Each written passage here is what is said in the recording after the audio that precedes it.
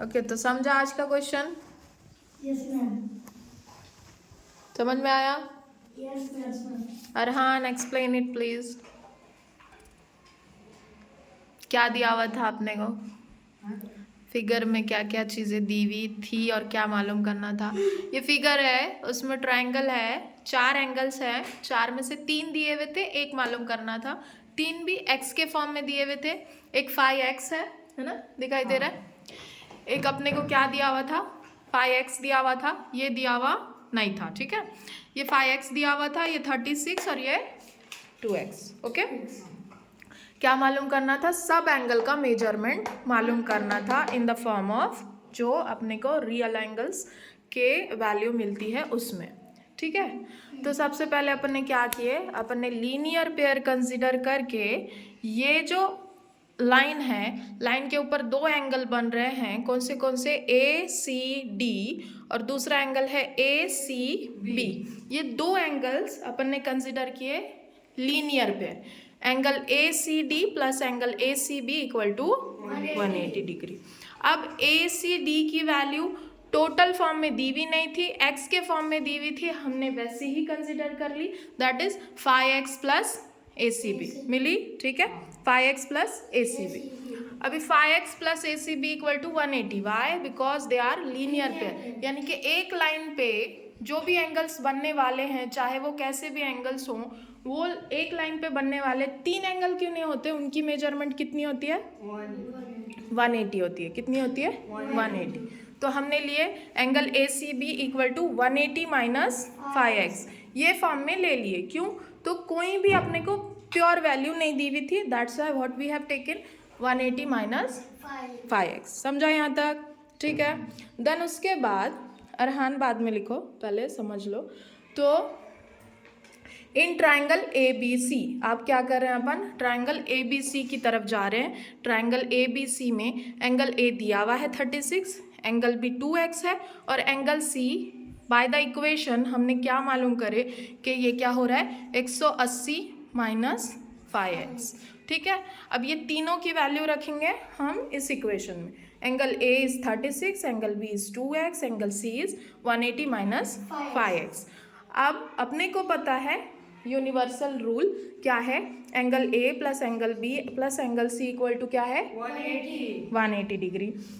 Some of all angles of a triangle is 180। ये कभी नहीं भूलना, 11th 12th में आगे कहीं भी आपको काम आने वाला है कि ट्राइंगल के जो तीनों एंगल्स रहती उनका प्लस क्या रहता है?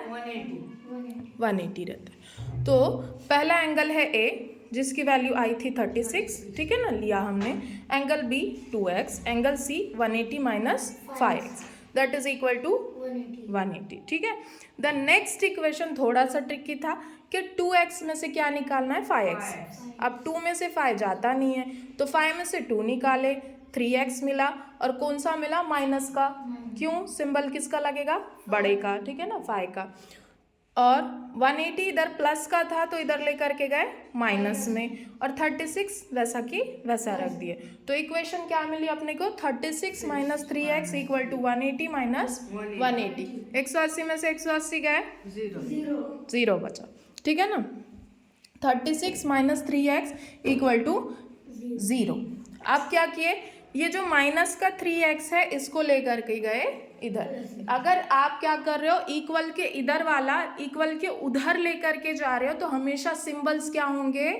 अपोजिट जाएंगे। अगर प्लस वाला लेकर के जा रहे हो इधर तो माइनस होगा, और माइनस वाला लेकर के जा रहे हो इधर तो प्लस होगा। मल्टीप्लिकेशन वाला ले जा रहे हो तो डिवीजन होगा, और डिवीजन वाला ले जा रहे हो तो मल्टीप्लिकेशन होगा। तो यहाँ पे क्या हुआ? यहाँ पे 36 इक्वल टू 3x, तो x इक्वल टू क्या हो जाएगा? यहाँ पे मल्टीप्लिकेशन में, जैसे हमने बोले कि मल्टीप्लिकेशन में रहा तो क्या होगा? डिवीजन में जाएगा। कैसे जाएगा?